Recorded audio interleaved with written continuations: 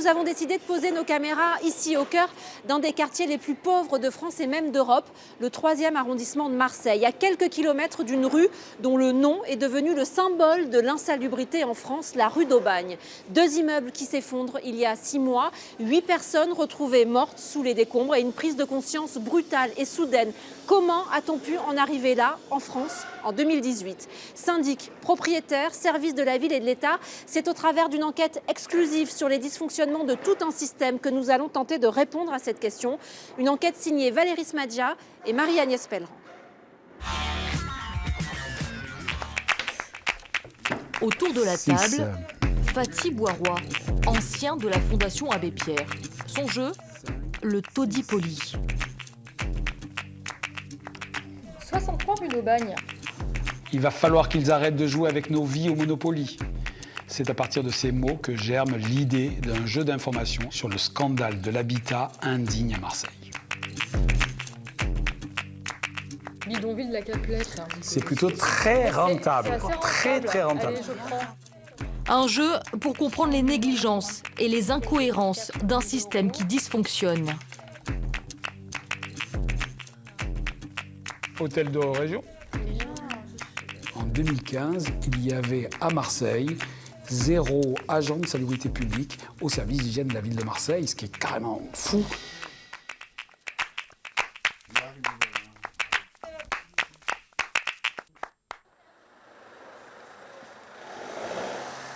Première étape pour nous, le 37 rue Tubano. Et premier étonnement, l'immeuble, en arrêté de péril depuis plusieurs mois, est censé être vide. Oui, il nous a dit qu'il était plus gestionnaire. Occupé ou pas, visiblement, cela ne dérange personne. Vous payez encore Le 37 rue Tubano, dans le centre-ville de Marseille, est emblématique de certains dysfonctionnements dans le signalement de logements insalubres. Allez, bonne journée. Au revoir. Faten et Anne-Claude sont 2 anciennes locataires du 37. Aujourd'hui, elles sont en procès contre l'unique propriétaire de l'immeuble, Faten au pénal, Anne-Claude au civil. Dès 2015, vous aviez eu en fait des échanges, c'est ça? Et déjà, en décembre 2015, je les alertais sur des infiltrations d'eau dans les parois et paliers des parties communes. Dès son emménagement, Anne-Claude multiplie les signalements auprès du syndic et de la mairie. Des rats nombreux, tout le temps, des murs moisis par l'humidité, l'insalubrité, partout, fait s'effondrer son plafond. Le syndic ne venait jamais constater quoi que ce soit. Il ne répondait que sommé par des lettres recommandées et des menaces. Et qu'il répondait souvent avoir fait des travaux ou avoir mandaté des artisans. Mais on n'en a jamais vu la couleur. Les mois défilent, il ne se passe rien, jusqu'à cette journée du 20 août 2016. C'est par là que les enfants sont tombés. Oui, c'est par là que mon fils et son copain sont tombés. En fait, le plancher s'est écroulé sous leurs pieds et ils sont tombés, c'est sur les escaliers. Une chute de 3 mètres. Voilà. Moi, j'ai cru que mon fils, à un moment donné, était mort. Donc, je ne peux pas laisser passer ce genre de choses. Et s'il était tombé à plat, et s'il était tombé sur le dos, et s'il ne pouvait plus remarcher, avec les scies, je finissais par ne plus dormir du tout de la nuit. Comme pour la rue d'Aubagne, la situation était connue de tous. L'insalubrité du bâtiment a clairement mené à l'insécurité de ses habitants. Quand j'entends des élus qui disent que les gens n'ont pas fait assez de signalements, ils ne se rendaient pas du tout compte de ce qui se passait dans ces immeubles, j'ai un doute. Parce que là, on a averti le syndic, les services d'hygiène, les pompiers, on a fait tout ce qu'il fallait faire, mais qu'est-ce qui s'est passé après que les 2 enfants tombent dans le hall d'entrée? C'est que les locataires ont été réintégrés dans le même immeuble avant la main levée de l'arrêté de péril. L'histoire de cet immeuble est faite de planchers et de plafonds qui s'effondrent. Plusieurs arrêtés de péril ont été pris entre 2016 et aujourd'hui, sans aucun résultat. Et quand on interroge le syndic qui gérait Est-ce que l'immeuble, vous, en tant que gestionnaire, vous auriez pu alerter la mairie pour qu'elle fasse les travaux d'office, puisqu'il y avait danger quelque part pour les... Non, mais il n'y avait pas de danger. Ah, vous me dites qu'il y avait un plancher qui a cédé. Non, mais il a cédé par la faute du locataire. Donc derrière, quand on a été au courant, nous, à l'époque on le gérait encore, tous les travaux ont été faits. Il y a eu encore 15 000 € de dépensés sur la négligence du locataire par le propriétaire. D'accord. Donc, voilà, le propriétaire, chaque fois qu'il a été mis en obligation de mettre en sécurité, il l'a fait. Oui, donc la mairie n'avait pas son mot à dire. Non. Par contre, il y a le bon sens après, c'est qu'il fallait aller plus loin que ça. Et je vous dis, à l'époque, il a fait 150 000 travaux avec une société qu'il avait trouvée. Il aurait fallu faire, allez, peut-être pas le double, mais une bonne partie supplémentaire. l'obligation n'est donc pas le bon sens. La mise en sécurité n'est que provisoire. Marseille est l'une des rares villes de France où le signalement de l'insalubrité est géré par 2 services. On pourrait penser alors donc 2 fois plus d'efficacité. Pas sûr. Le service hygiène dépend de la mairie, l'ARS dépend de l'État. Mais alors on signale à qui? Eh bien c'est très simple, vous envoyez ou une lettre ou un mail au service d'hygiène de la ville de Marseille. Sur le territoire de Marseille, c'est normalement une fiche qui est remplie par toute personne qui a connaissance de la situation, qui la renvoie à la direction départementale des territoires et de la mer, qui l'enregistre, qui va la traiter et qui va la réorienter vers l'autorité compétente. Perdu dans le labyrinthe administratif, on a enfin compris qu'il existait 2 bases de données différentes. Et surtout, quelques discordances entre ces 2 services qui ont la même mission, la lutte contre l'habitat indigne. 4 jours après les effondrements, l'ARS laisse fuiter un document interne qui pointe les carences du service hygiène de la mairie. Il faut noter que ces agents ne possèdent pas de qualification particulière, les rendant aptes à apprécier les aspects techniques et juridiques en matière d'insalubrité. Le ton est donné, le petit jeu s'appelle « C'est pas nous, c'est eux ». On peut logiquement se poser la question de savoir pourquoi aussi peu d'arrêtés d'insalubrité sont pris sur une ville où l'insalubrité est un problème qui est porté, je dirais, par la société, par les habitants. Et voilà comment ça marche. La mairie transfère les dossiers épineux à l'ARS. Elle seule peut ensuite déclencher un arrêté d'insalubrité. Mais à Marseille, aucun arrêté d'insalubrité n'a été déclenché en 2016 et seulement 6 en 2017. Des arrêtés qui sont actés lors de commissions appelées Coderst. Et c'est la mairie qui choisit les dossiers à transférer en Coderst. Il n'y a peut-être eu pas assez de Coderst. Ensuite, parce que Il y en a 4 ou 5 par an? À peu près. Ensuite, parce que le Coderst n'est pas finalement l'arme utile pour lutter contre ces procès, parce que il y a 10 dossiers qui peuvent être instruits à peu près. 10-12. Et jusqu'à maintenant, on nous disait à la ville de Marseille, ben, vous avez 2 places. Voilà. Donc on est obligé de donner 2 places. Voilà. Alors, Donc pour X signalements, voilà. Bon, si on avait par exemple 10 à 15 ou 20 possibilités de les mettre en Coderst, ben, on en mettait 2 chaque fois. 2017, j'ai 2400 signalements, 6 arrêtés d'insalubrité. Ça... 3 Coderst. 3 fois 2, 6. Voilà. Et hop, retour à l'envoyeur. 3 commissions en 2017 pour gérer une ville aux 44 000 logements insalubres, 7 fois plus que la ville de Lyon. Je crois que sur la ville de Marseille, il doit y avoir en gros des dizaines de personnes. Sur le reste du département du Bouches-du-Rhône, moi dans mon équipe, il y a 6 personnes et demi. Alors on ne coupe pas une personne en 2, je parle d'équivalent temps plein.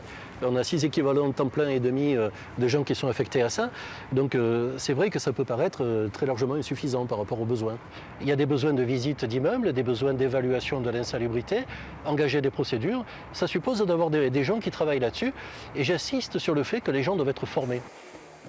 Manque de formation, manque de personnel, manque de place dans les commissions. À bout de souffle, les services semblent être impuissants face à la détresse des victimes de l'insalubrité. À tout cela s'ajoute le manque de cohérence dans les procédures officielles. Maître Chantal Bourglan, spécialiste du logement insalubre, en connaît tous les rouages. Sur Marseille, il y avait un gros problème de signalement. C'est-à-dire que malheureusement, s'agissant des services d'hygiène, très souvent, il n'y avait pas de suite parce que le locataire ne relançait pas au bout de 2 mois en disant non, finalement, il n'y a eu aucun travaux de fait. Le service d'hygiène, si vous ne nous relancez pas, on classe. De nombreux signalements sont classés sans suite. Et pour ceux qui aboutissent... On nous disait, mais c'est des problèmes entre locataires, propriétaires, c'est pas si dangereux. Le propriétaire nous a remis une facture qui prouve que les travaux sont faits. Et la facture suffit. Et la facture suffisait. En hygiène comme en péril. La facture suffisait. Pas de vérification sur place. Pas de vérification sur place. Résultat, peu de dossiers sont transférés et l'insalubrité s'installe sournoisement.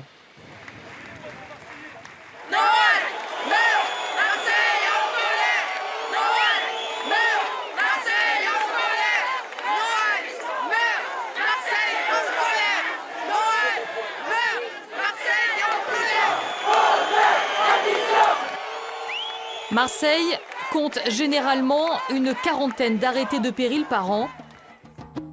Après les effondrements, 250 immeubles sont frappés d'un arrêté de péril en 5 mois.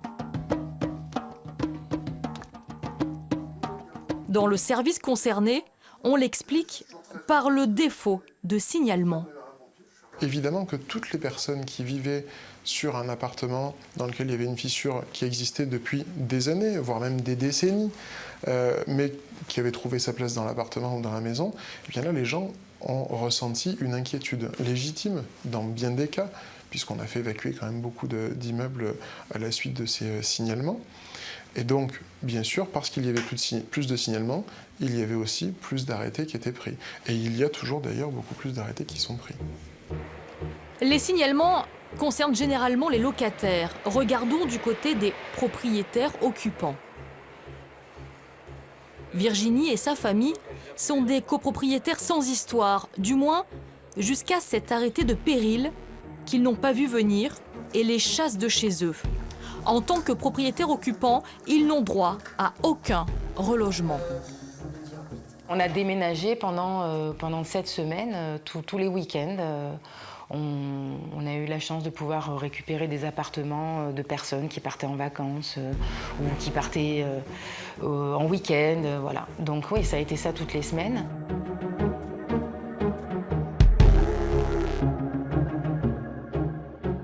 Donc au bout de 7 semaines, on était quand même fatigués de bouger tous les week-ends parce qu'entre les démarches administratives et anticiper les déménagements, c'était compliqué.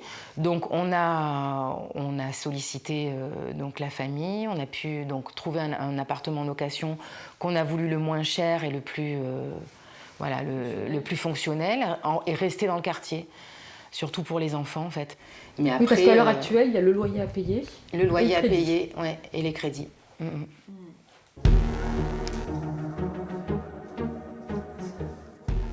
Ce 25 janvier, jour de l'anniversaire de sa mère, leur quotidien bascule dans l'instabilité et dans l'incertitude.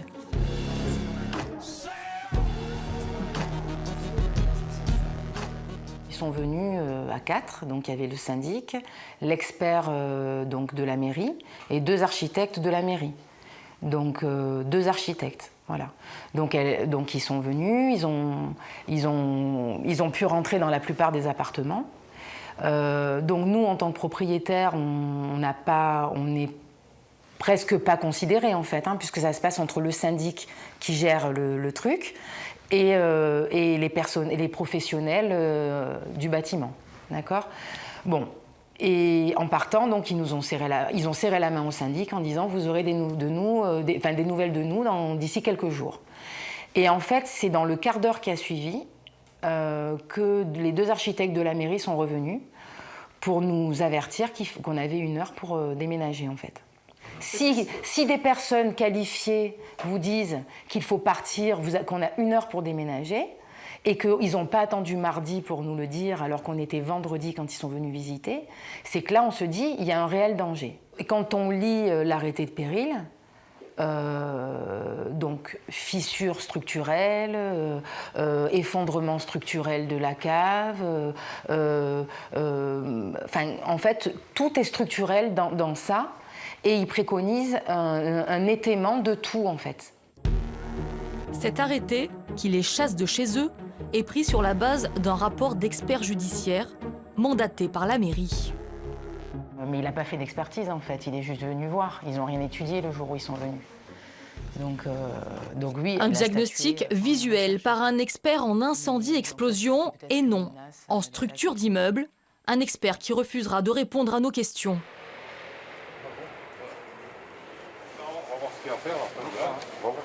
Quelques semaines après l'expulsion pour péril grave, le syndic de l'immeuble mandate un ingénieur structure indépendant aux frais des copropriétaires. J'ai fait venir un bureau d'études et une entreprise. Le bureau d'études va donner des instructions à l'entreprise pour faire des sondages dans les plafonds pour savoir si la structure du plancher est suffisante pour supporter un poids normal dans un appartement.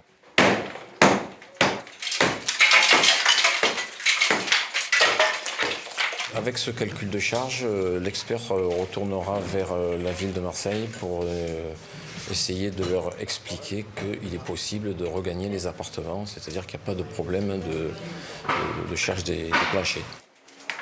Vous voulez que je note 26 par 16 Oui, s'il vous plaît, ouais. Ça ne lèvera pas le péril, mais ça le transformera de péril, disons, imminent en péril simple, pour que les gens puissent retourner habiter chez eux. Bingo! Ce rapport de contre-expertise est transmis à la mairie qui change d'avis. Elle lève partiellement l'arrêté de péril de l'immeuble. Officiellement, la famille de Virginie peut retourner chez elle, mais sans aucun travaux structurels effectués. L'obligation n'est que la mise en sécurité provisoire. A priori là, on ne sera pas d'accord pour retourner si... Enfin, déjà, on a des doutes après réfection de l'immeuble, parce que c'est vrai que psychologiquement, c'est difficile, même si on aura la garantie d'eux.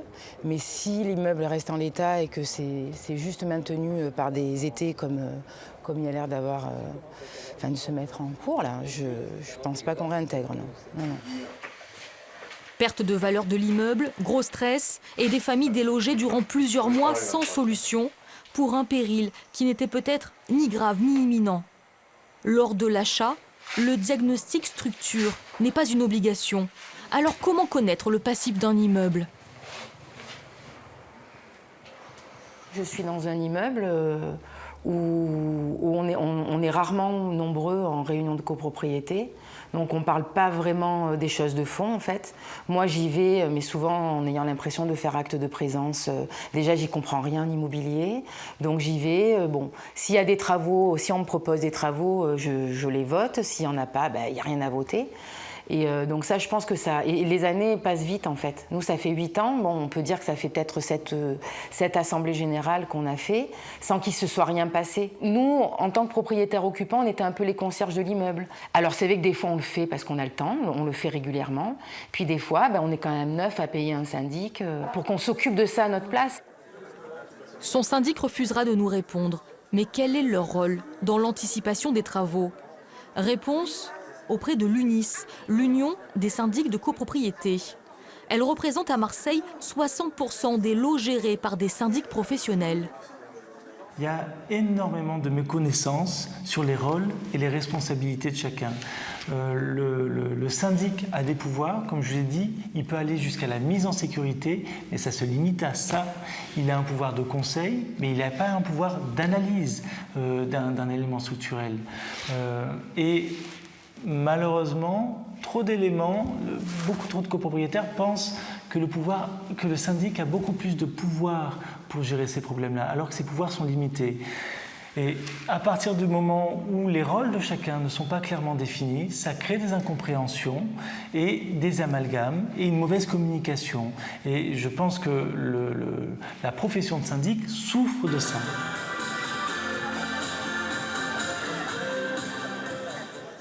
Bienvenue dans cette salle Andoum, 12e édition de la journée des conseils syndicaux. J'imagine que le président... Au micro, Gabi Olmeta, frère d'Arlette Fructus, l'adjointe de la mairie au logement.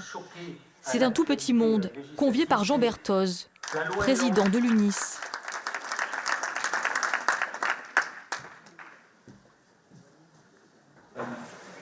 Le bureau de l'UNIS avait choisi d'aborder les questions des travaux dans la copropriété. Quels sont vos droits? Quels sont vos devoirs? Le sujet a marqué les esprits. C'est bien légitime. Arlette Fructus nous en dira sans doute un mot, même si ce n'est pas le cœur de... Jean Berthoz du syndic familial Immobilière Berthoz, propriétaire du 67 rue d'Aubagne, qui s'est effondré lui aussi. Immeuble déjà considéré en péril en 2014, selon cette note officielle sur l'état du bâti. 2019, autre immeuble, autre histoire. Le 5 février, le 41 et le 43 rue de la Palue seront détruits étage par étage. Décision prise par la mairie en 72 heures. Clément avait acheté un T3 au 41 rue de la Palue, 8 mois avant la déconstruction. Aujourd'hui, il lui reste un bout de parcelle. Ouais, il reste plus rien. Ça fait bizarre, ouais. Ce que j'ai dit tout à l'heure, c'est que, voilà, il nous reste 30 mètres carrés au sol. Il lui reste surtout un crédit sur 20 ans pour un appartement qui n'existe plus aujourd'hui. Donc ça, voilà, c'est la première visite que j'ai faite en décembre 2017. Avec un appartement, bon, une façade marseillaise, quoi, d'un immeuble qui a 300 ans, donc voilà, qui a vécu. Et après, à l'intérieur, un appartement lumineux avec des peintures blanches nickel, quoi. La salle de bain toute refaite, nickel, quasiment pas de travaux à faire, quoi. C'était mon premier achat, j'ai fait une vingtaine de visites et cet appartement me plaisait. La personne que j'avais en face de moi, a priori, était plutôt... on avait le même âge, on était plutôt en confiance, quoi, avec ces personnes. Mais il se trouve que je me suis un peu fait avoir, quoi. Donc voilà. Au moment de l'achat, il consulte les PV d'AG, comme la loi lui permet. Mais rien ne pouvait laisser penser qu'il y avait un problème.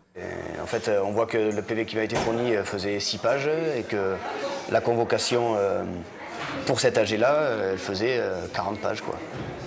Et quand on achète, on n'a que les PV et pas la convocation. On n'a que les PV et pas la convocation, avec toutes les annexes, etc. etc. Voilà. Et ça, depuis 2016, des gens sont au courant, quoi. Donc, quand vous dites des gens, c'est les autres copropriétaires? Voilà, les gens qui étaient acteurs à cette époque-là de l'immeuble, quoi. Oui, y compris votre vendeur. Donc mon vendeur, le syndic est au courant, tous les propriétaires de l'immeuble, quoi. Pour vous, c'est vraiment un problème d'accumulation? C'est une accumulation de problèmes et d'intervenants qui ne faisaient pas leur travail, qui prenaient pas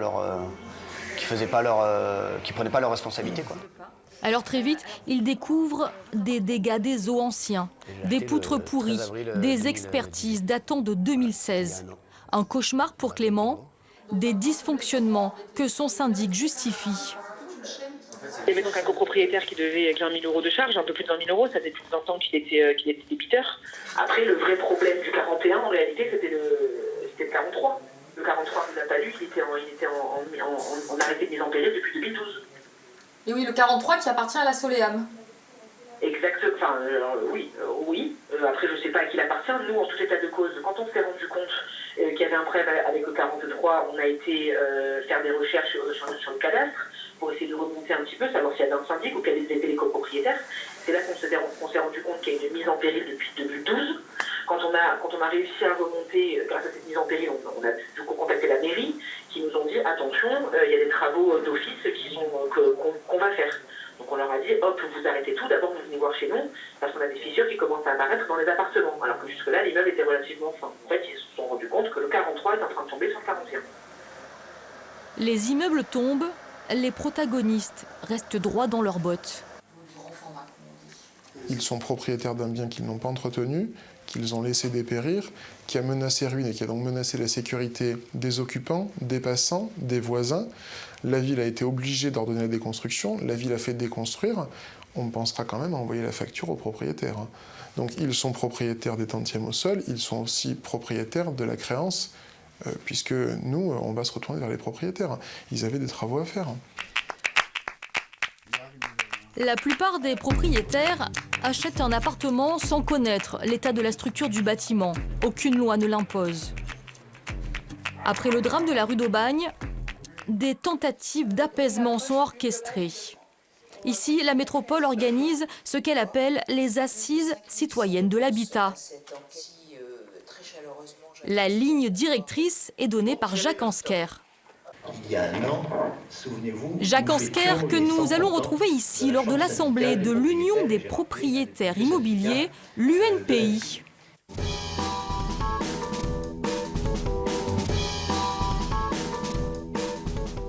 Alors, le lobbying de l'UNPI, il se fait peut-être un peu plus au niveau parisien qu'au niveau local. On va à Bercy, parce qu'il y a beaucoup d'aspects de fiscalité qui concernent les propriétaires. On va aussi, de temps en temps, à Matignon, et puis, quelques rares fois, à l'Élysée. Et puis aussi, ils vont à Marseille. Alors, j'aperçois là quelqu'un qui rentre, c'est M. Ansker. M. Ansker est un de nos adhérents de la Chambre des propriétaires. J'ai travaillé avec lui depuis quelques semaines et quelques mois, et je dois dire que beaucoup de nos idées ont été reprises dans ce rapport. La seule chose qu'il faut espérer, M. Ansker, c'est que ce document ne restera pas dans un placard. Voilà. Donc je le remercie. Ce rapport servirait, selon la métropole, à penser l'habitat de demain. Et pour M. Ansker, le problème de l'habitat insalubre émanerait essentiellement du locataire. Depuis 70 ans, pratiquement, pour des raisons bien souvent, il faut l'admettre, bien souvent doctrinaires, on a donné finalement un permis de faire n'importe quoi aux locataires. Et là, il va falloir qu'au niveau réglementaire et au niveau législatif, les choses changent. Le ton est donné. Combien connaissons-nous des logements? Faute de loi, la mairie signe des chartes. Une charte du logement avec ici tous les professionnels de l'immobilier marseillais. Et bientôt peut-être cette charte du relogement. Cette charte du relogement permettra de garantir un minimum de droits à toutes les personnes délogées. Elle est déjà signée par nos collectifs et nos associations. Et aussi signée par 15 000 Marseillais. 2 chartes donc et un engagement de la mairie. Sauf qu'en juillet 2019, c'est la métropole de Martine Vassal qui récupère la compétence habitat. Une métropole qui a refusé de voter le programme local habitat lors de son dernier conseil métropolitain. Tout cela dans un autre contexte, le jeu des prochaines élections municipales. 4, 1, 2, 3, 4. Je suis à l'hôtel de ville.